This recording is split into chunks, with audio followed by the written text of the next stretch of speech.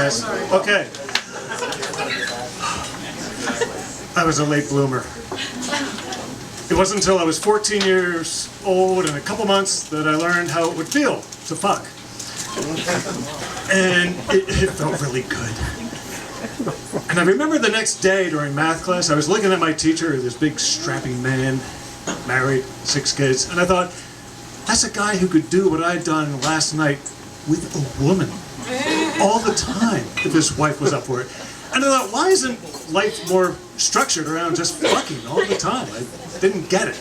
I would be working harder to make robot doctors and farmers and laborers, so the rest of us could just fuck all day. I went to an all-boys school and I didn't know any women until I went to college, because I didn't really socialize. And by the time I got to college, I didn't really want to fuck all day anymore, but I did want to fuck. But it turns out I was good at making friends with women, but I wasn't good at going beyond that, anything more than a fraternal friend relationship. So it wasn't until I was a junior in college that I even kissed a woman. She was also the first one I fucked. And everybody told me that fucking would come naturally and be easy. They were wrong. To me anyway. Women have these kind of angles inside them that you can't see, and they're really subtle, and you have to, yeah, also the way your face is and their face and your fucking parts are, it wasn't really, they weren't really in sync, so you couldn't really see what was going on. You had to sort of gauge by reaction and how things felt for you. So to me it was kind of like playing the harmonica. You know, you couldn't see anything that was going on. It's like family night, by the way. Oh, anyway, I liked fucking though. It was good. For the first time, what I'd been doing for 7 years was actually giving pleasure to someone else, which was a nice add-on to a friendship.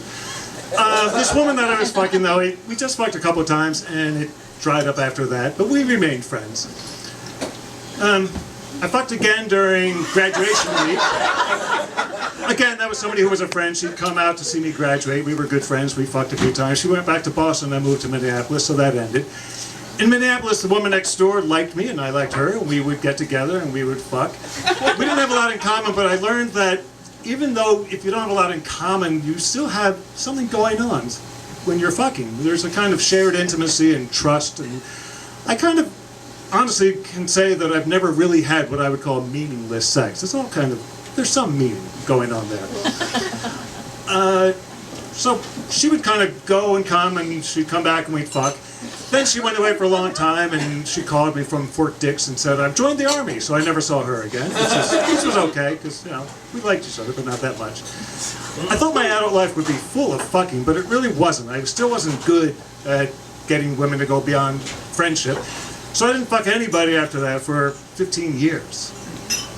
Talk about a dry spell. During 5 of those years, I lived overseas, and I was in countries a lot where it was legal, socially condoned, and very affordable to pay people to fuck. But I never did that, and the reason I never did that, it's not a moral thing. I don't have morals. It was more like, fucking to me means that somebody accepts you and likes you in a sort of way, and if you're paying them, they might hate you, so what's the point? Because I could just do that by myself, and it was free. So I never did that. The woman I fucked after those 15 years was again more of a friend, and that sort of dried up, and we remained friends. So it ends up, that was in 1997, and I actually haven't fucked anybody since. A minute. Can do.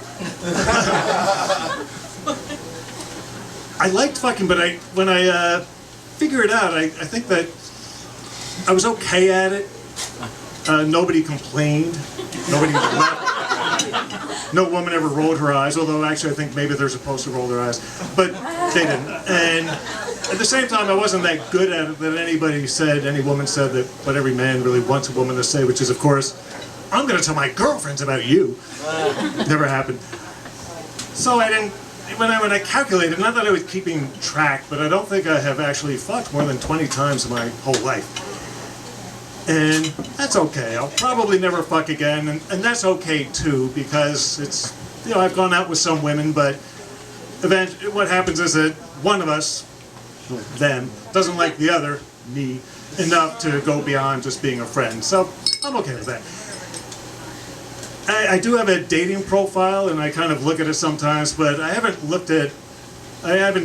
gotten in touch with any of them and met face to face for about 2 years now. And I see them and I write letters sometimes to them by email, and I never hear back. And other ones I see and I think, I should write to her, but then I think of the whole dating nightmare, and I just say, fuck